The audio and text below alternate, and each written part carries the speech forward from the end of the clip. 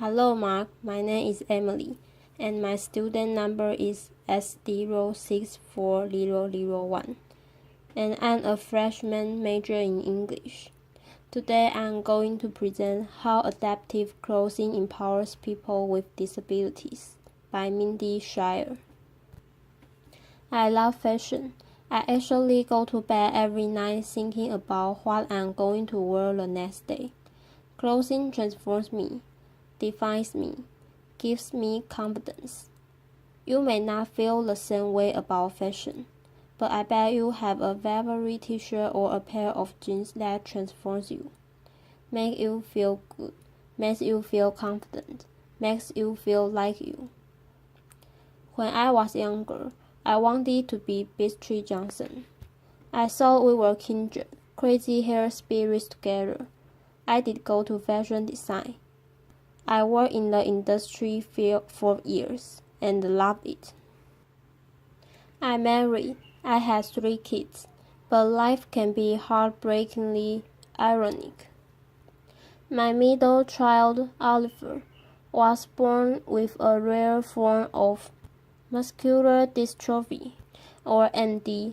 MD affects his muscle strength, his pulmonary system, distorts his body, and makes everyday life more challenging than most.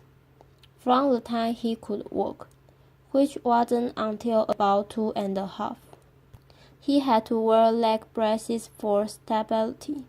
Because he wasn't growing appropriately, he had to wear a feeding tube that was placed on his face. He endured stares, and so did I. But my husband Greg and I told him that no matter what, he was just like everybody else.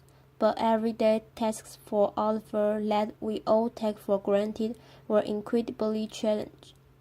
That simple act of dressing yourself, the very thing that I adore, was a nightmare for him. His form of ND does not affect his mind. His brain is an A+, which means he's acutely aware of his shortcomings. This became very evident when he started school, and that daily act of dressing yourself was a constant reminder of what he could and could not do. So our solution was for Oliver to wear sweatpants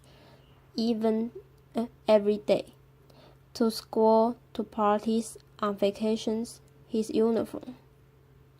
For special occasions, he would wear proper pants, but many times, because he couldn't manage the button and zipper, I would have to take him to the men's room, which was incredibly embarrassing for him and the other men that were in there.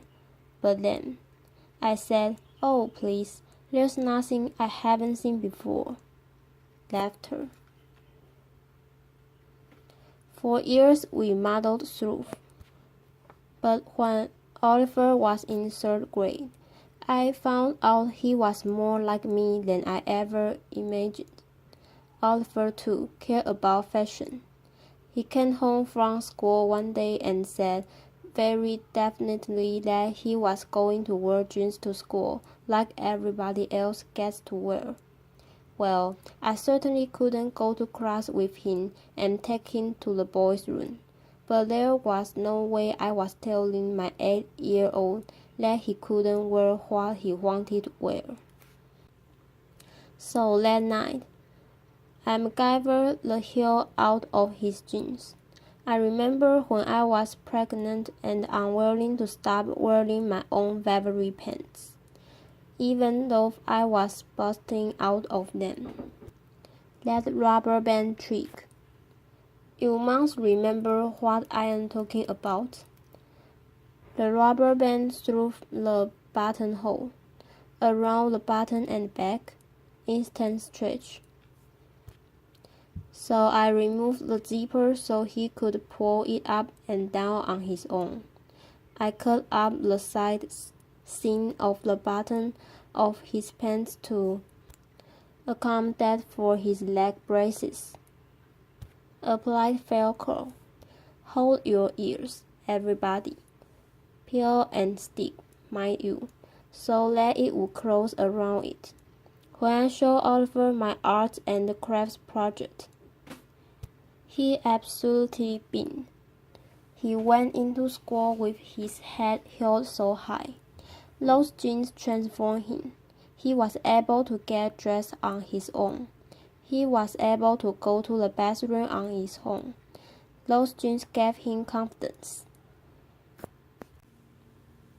I didn't realize it at the time, but this was my first foray into the world of adaptive clothing. Adaptive clothing is defined as clothing designed for people with disabilities, the elderly, and anyone who struggles with dressing themselves. Adaptive clothing did exist, but it was missing that mainstream fashion component. It was very medicinal and very functional, but not stylish.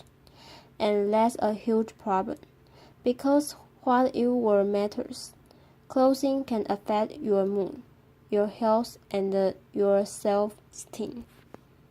Now, being a fashion lover, I've known this forever, but scientists actually have a name for it. It's called enclosed cognition.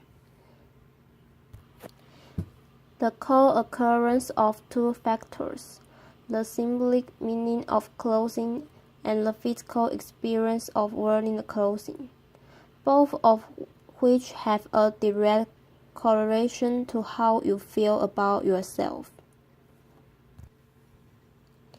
There's actually a professor in the UK by the name of Karen J. Pine. She wrote a book called Mind What You Wear: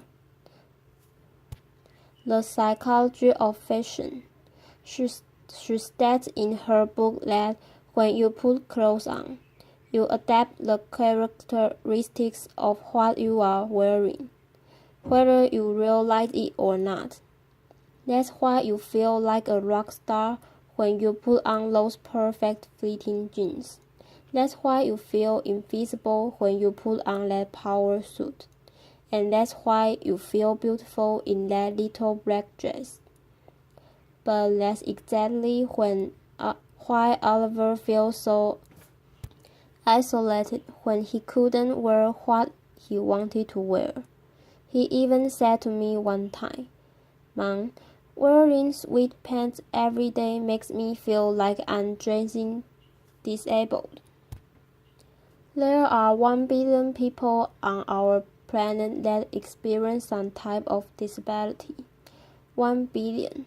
If 10% of that billion experience clothing challenges, that's an enormous amount of people that may not be as confident, as successful, or even as happy as they could be. The morning after Oliver left for school wearing those jeans, I realized that I could do something about that, and so I did. In 2013, I founded an organization called Runway of Dreams. The mission was to educate the fashion industry that modifications could be made to mainstream clothing for this community that has never been served. And it began with an entire year of research. I went to schools, I went to facilities, I went to hospitals. I literally chased down people on the street who were in wheelchairs, or if they had walkers, or even if they had a slight limp. Laughter. I know I must have looked insane, but I knew that if I was really going to make a difference, I had to truly understand the clothing challenges of as many different people as I possibly could. I met a young man who was 18, who has cerebral palsy.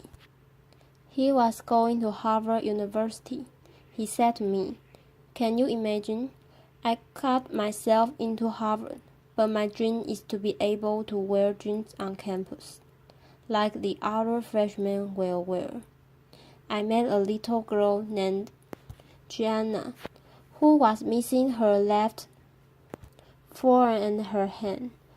Her mother told me she could not bear to see her daughter's difference magnified by a dangling sleeve. So she had every single long-sleeve shirt professionally tailored. Can you imagine the time and money spent? I also had the great privilege of spending time with Eric Lee Grant, former Rutgers football player who was paralyzed during a tackle in 2010. I had, at this point, seen some unfathomable things, but this, by far, was the most heart-stopping. You see, Eric is a really big guy, and it took 2 aides and a lifting machine to get him dressed. I sat and watched this process for over 2 hours. When I expressed my shock to Eric, he looked at me and said, "Mindy, this is every single day. What can I say? I like to look sharp." Research done. I knew that if I was going to make a change in the industry, I had to use my background and really figure out how to make these clothes modified.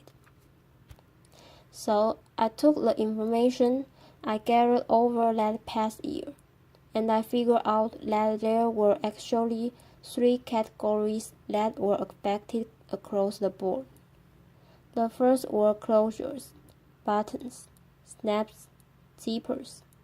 Hook and eyes were a challenge for almost everybody, so I replaced them with a more manageable technology, magnets. Magnets made our Harvard freshman able to wear jeans on campus because he could dress himself. Second, adjustability. Pant lamps, sleeve lamps, waistbands were a challenge for so many different shaped bodies. So I added elastic, an internal hemming system. This way, Gianna could wear a shirt right off the rack and just adjust the one sleeve. Last, alternate ways to get the clothing on and off the body.